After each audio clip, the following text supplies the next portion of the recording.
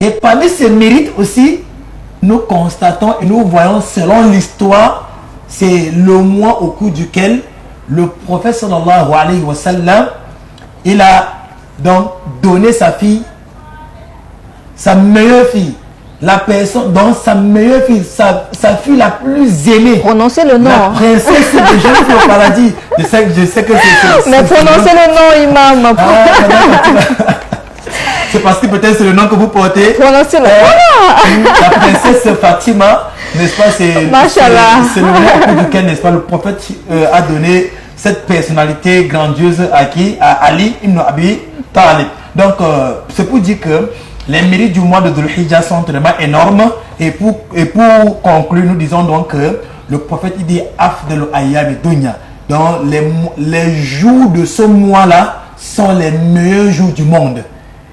Donc, écoutez ce terme. Les jours du mois de Dhul Hijjah, Afdal Ayyam Dunya. Donc, les jours du mois de Dhul Hijjah sont les meilleurs jours au monde. Et les meilleurs jours du monde aussi. Donc, ça prend tous les deux. Au monde et du monde. Donc, ceci doit vraiment être un moment où chacun doit faire de sa personne quelqu'un auprès d'Allah subhanahu wa ta'ala, vu ses mérites. Est-ce que c'est pendant ce mois, en cette période-là, que le musulman peut maintenant faire le bilan de son année écoulée? Évidemment, le mois de Dhul Hijjah, puisque c'est le 12e mois, c'est la fin de l'année, donc le dernier mois de l'année islamique, hein, de l'année lunaire.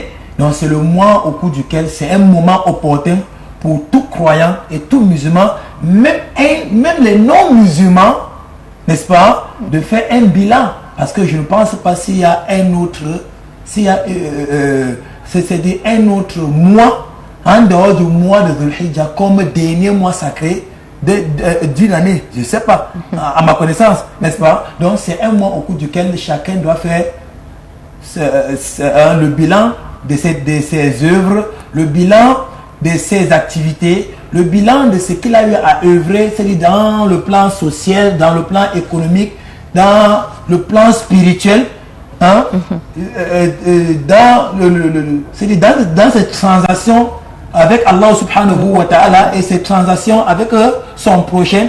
En fait, c'est un mois